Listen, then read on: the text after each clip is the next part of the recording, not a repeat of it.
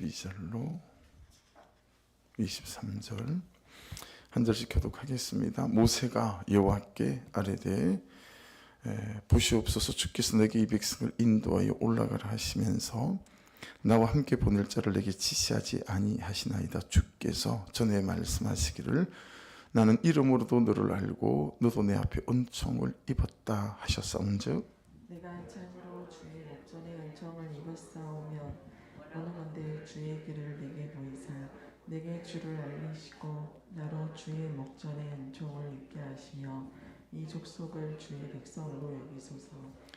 여호와께서 이르시되 내가 친히 가리라. 내가 너를 쉬게 하리라. 모세가 여호와께 아뢰되 주께서 친히 가지 아니하시려거든 우리를 이곳에서 올려 보내지 마옵소서. 나와 주의 백성이 주의 목전에 은총 입은 줄을 무엇으로 알리까? 주께서 우리와 함께 행하심으로 나와 주의 백성을 천하 만민 중에 구별하심이 아니니까. 여호와께서 모세에게 이르시되 내가 말하는 이 일도 내가 아리니 너는 내 목전에 은총을 입었고 내가 이름으로도 너를 알리니라. 모세가 이르되 원하건대 주의 영광을 내게 보이소서. 여호와께서 이르시되 내가 내 모든 선한 것을 내 앞으로 지나가게 하고 여호와의 이름을 내 앞에 선포하리라. 나는 은혜 베풀 자에게 은혜를 베풀고 긍휼히 여길 자에게 긍휼을 베푸느니라. 또 이르시되 내가 내 곁에 한 장수가 내 얼굴을 보지 못하리니 나를 보고 살 자가 없음이니라. 여호와께서 또 이르시기를 보라 내 곁에 한 장소가 있으니 너는 그 반석 위에 서라. 내 영광이 지나갈 때에 내가 너를 반석 틈에 두고 내가 지나도록 내 손으로 너를 덮었다가 손을 거두리니 내가 내 등을 볼 것이요 얼굴은 보지 못하리라. 아멘. 오늘 말씀에서는 12절에 보시면 모세의 기도로 시작됐죠. 그런데 굉장히 너무 간절하고 이제 절박한 기도인데 모세의 기도의 내용을 보시면 주께서 내게 이 백성을 인도하여 올라가라고 하시면서 나와 함께 보낼 자를 내게 지시하지 아니하십니까? 라는 것과 주께서 전에 말씀하시기를 나는 이름으로도 너를 알고 너도 내 앞에 은총을 입었다 하셨으면서 어찌 저 혼자 올라가게 하십니까? 라고 하는 것입니다. 거기 보시면 나는 이름으로도 너를 안다.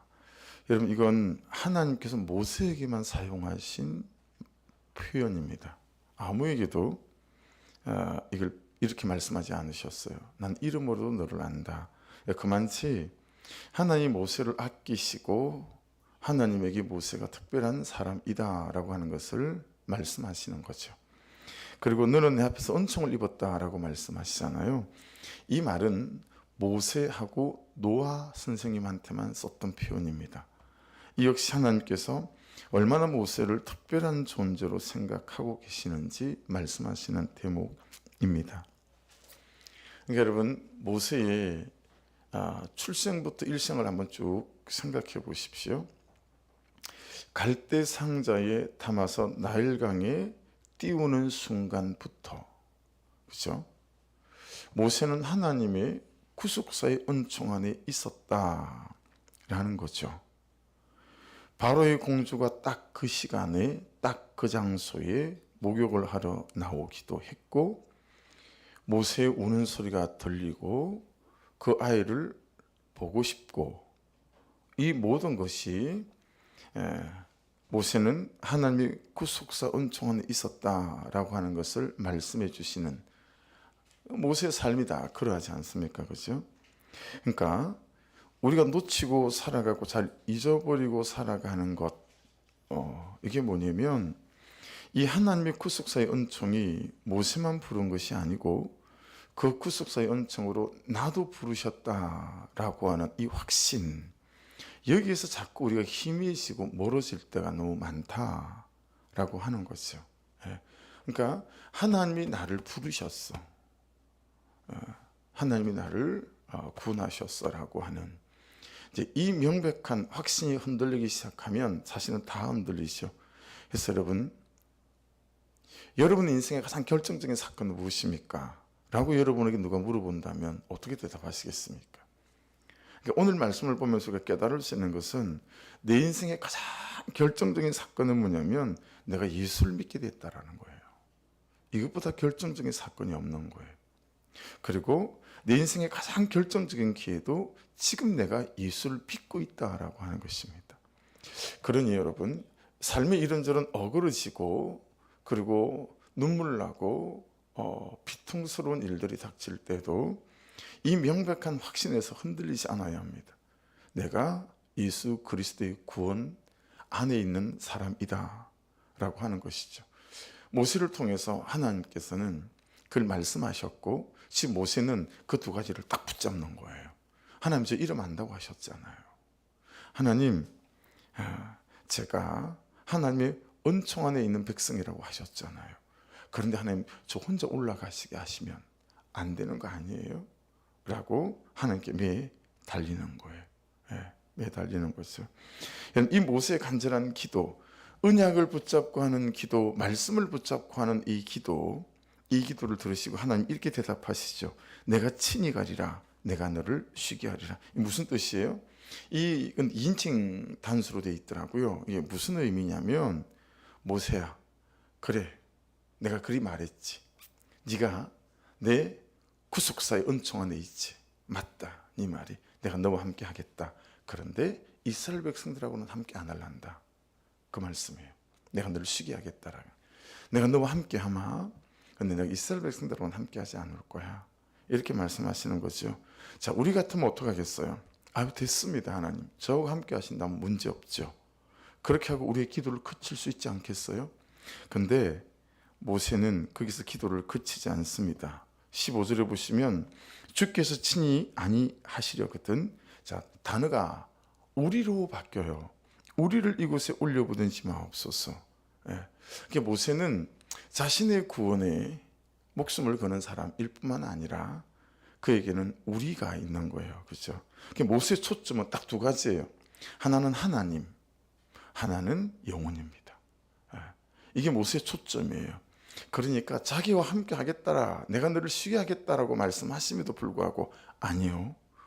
다른 이스라엘 백성들 우리는 어떡할 거죠?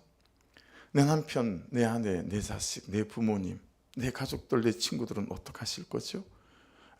여러분, 모세가 쓰는 단어는 항상 우리인 거예요. 우리. 아니면 우리들이든가. 그걸 볼 수 있지 않습니까? 그냥 초점이 항상 하나님 그분께 있든가 잃어버린 영혼에 있다라고 하는 것을 알 수 있습니다. 여러분, 이 대목을 보시면 기도라고는 모세 혼자밖에 하지 않지 않습니까? 그렇죠? 여러분, 기도하는 그 사람이 나도 살리고 우리 모두를 살릴 수 있다라고 하는 것을 깨달을 수도 있는 대목입니다. 그렇죠? 16절을 보십시오. 나와 주의 백성이 주의 목전에 은총 입은 줄을 무엇으로 알리이까? 주께서 우리와 함께 행하심으로, 밑줄이죠. 주께서 우리와 함께 행하심으로. 오직 그냥 모세는 이것밖에 없어요. 나와 주의 백성을 천하 만민 중에 구별하심이 아니니까. 그것 안에 모든 것이 다 있다라고 모세는 믿는 거죠. 그래서 여러분 13절에도 보시면 내가 참으로 주의 목전에 은총을 입었사오면 원하건대 주의 길을 내게 보이사 내게 주를 알리시고 나로 주의 목전에 은총을 입게 하시며 이 족속을 주의 백성으로 여기소서라고 간절한 충고가 있습니다.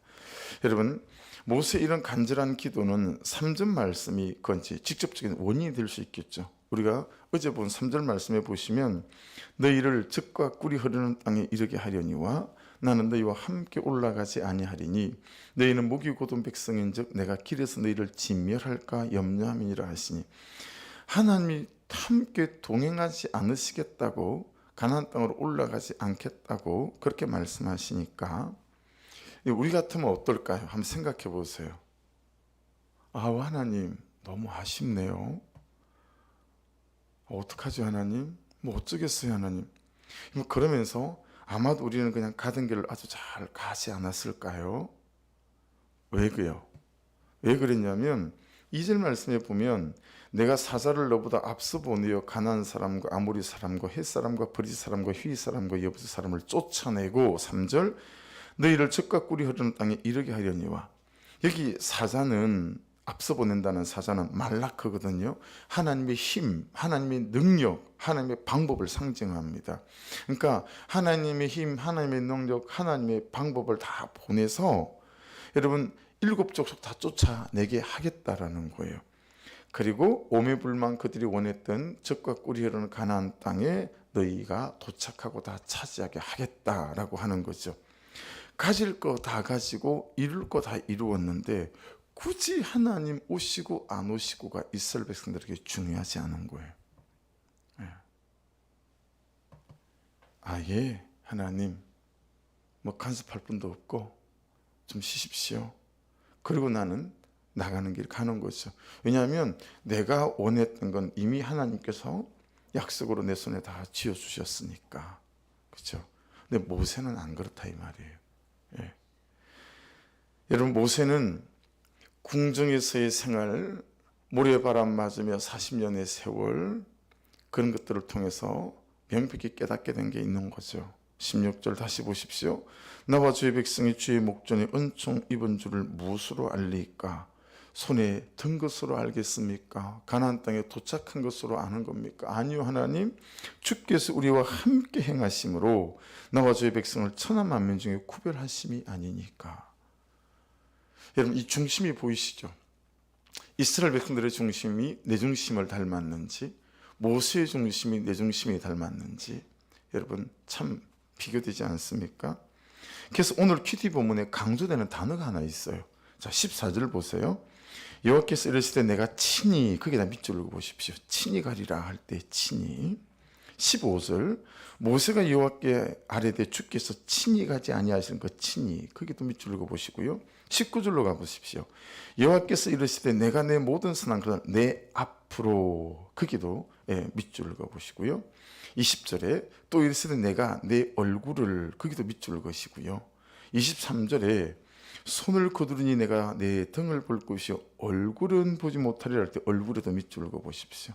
5번 반복되는 원어 성경을 보면 똑같은 단어입니다.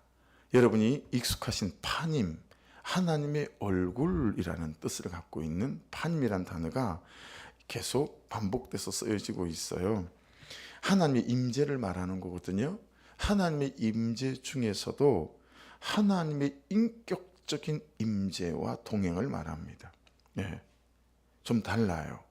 여러분 하나님의 임재는 어떤 물리적인 공간, 여러분 그런 때 있지 않나요?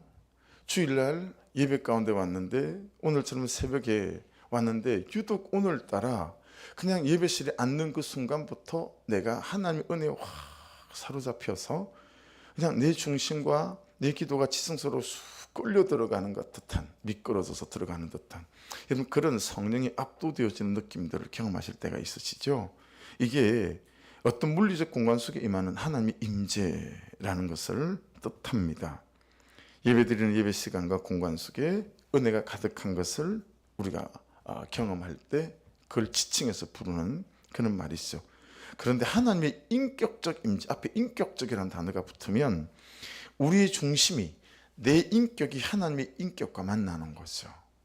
내 내면이, 내 상처가, 내 감정이 하나님과 만나는 거예요.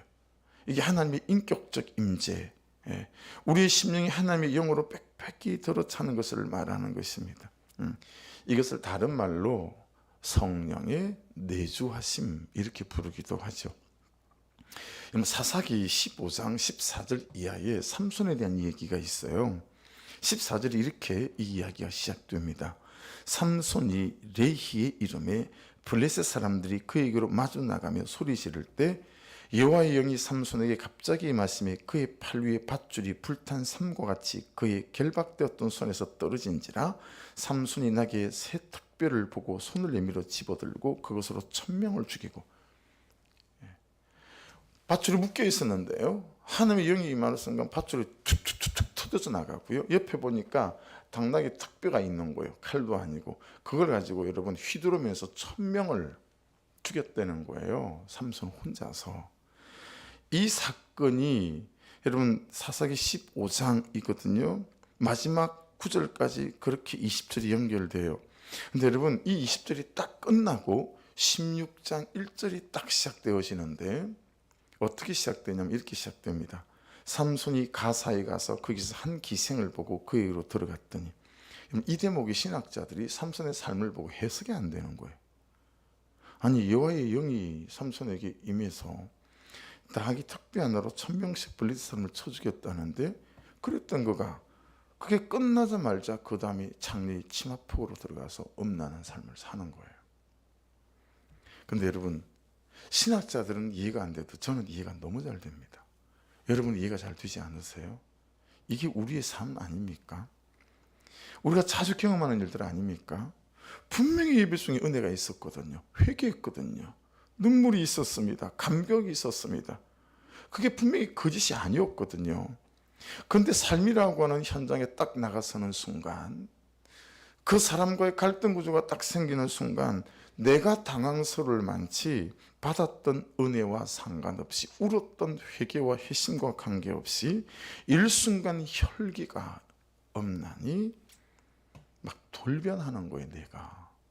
여러분 그런 모습에 우리가 얼마나 많이 낙심하고 살아갈 때가 많이 있었습니까? 그러니 여러분 삼손이 저는 너무 잘 이해가 됐습니다. 그런데 오늘 큐티 본문에 5번이나 반복되는 파님, 이 하나님의 얼굴, 하나님의 임재 중에서도 하나님의 인격적 임재와 동행, 이걸 말씀하시면서 모세가 이걸 원한다라고 하는 것입니다. 그것 없이면 하나님 저 안 되던데요 라고 말씀하고 있는 거죠. 하나님 우리는 적과 꿀이 가나안 땅보다 이 하나님의 인격적인 임재, 동행, 이걸 원합니다. 여러분 가나안 땅에 도착했지만 하나님 없는 백성, 하지만 하나님과 인격적 임재와 동행을 경험하며 하루하루 걸어갔더니 그 하나님의 은혜 가운데 어느덧 내 인생에 적과 꿀이 흐르는 가나안 땅에 되어서 가는 인생. 여러분 어떤 인생을 여러분과 제가 원해야 하겠습니까? 여러분 모세가 누구죠? 40년 동안 바로의 궁전에서 최고의 학문을 배웠고 권력의 중심에 서봤던 사람이고요. 40년 양치기 생활을 통해서 고생도 알고 고난도 알고 눈물에 젖은 빵을 먹어본 사람이 모세이죠. 그런 그가 호렙산에서 하나님을 만나고 그 숱한 하나님의 기적을 경험하면서 이것밖에 없다라는 결론이 딱 생겼어요. 그게 무엇입니까? 하나님과의 인격적 임재와 동행. 이것만 있으면 나는 어디서든지 승리하는 삶을 살 수 있다라고 하는 것 아니겠어요?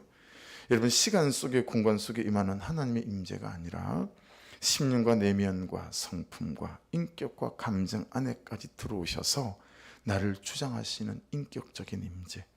그래서 그 하나님의 임재가 내 말을 통치하시는 거죠. 내 혀의 말이 달라지게 만들어요. 여러분 말씀을 따라가면 명백합니다. 말이 달라집니다. 단어 사용이 달라집니다. 분명히 성품을 만지고 성격을 만지고 기질을 만집니다.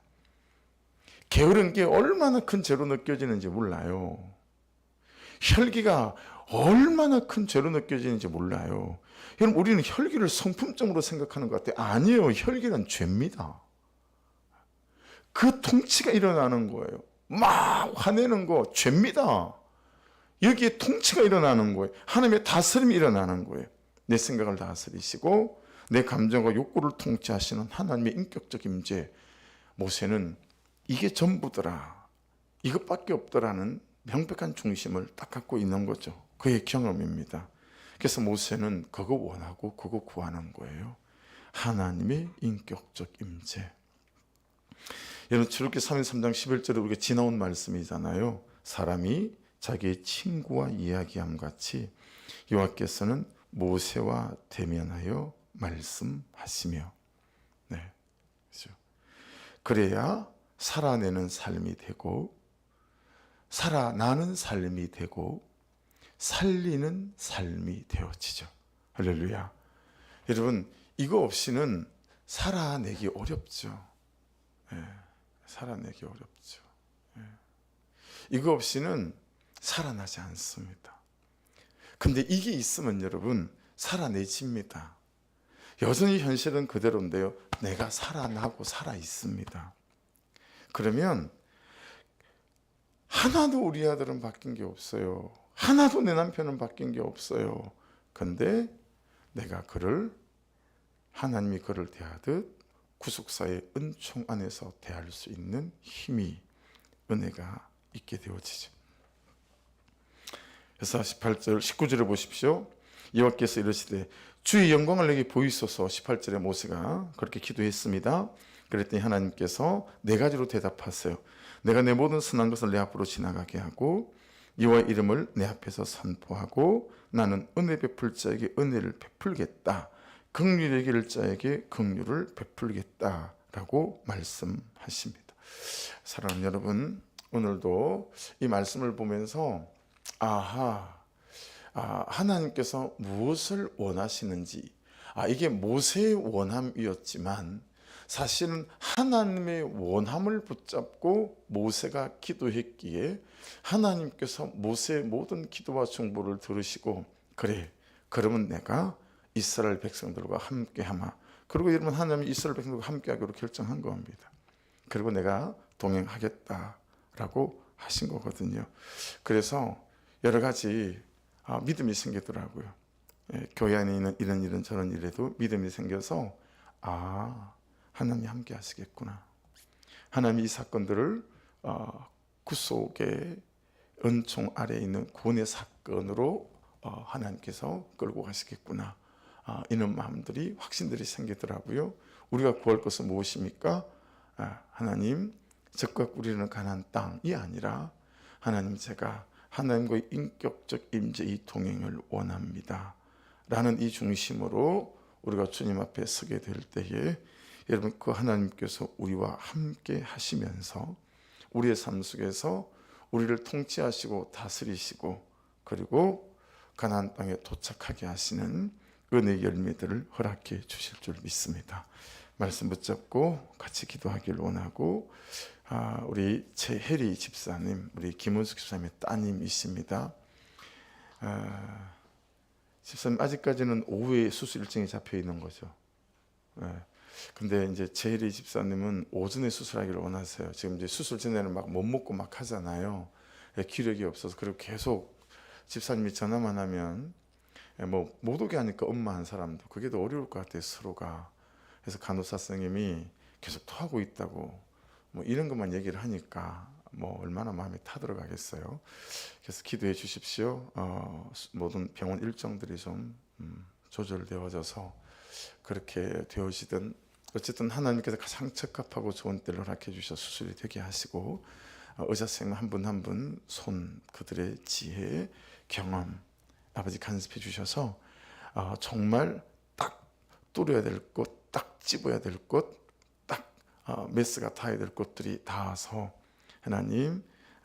하나님께서 세밀하고 구체적으로 만져주시듯 의사 선생님의 손길들을 주장해 주셔서 이 하루 모든 수술의 일정과 과정이 구속사의 은혜 아래 구원의 사건이 될 수 있도록 간섭하여 주시옵소서.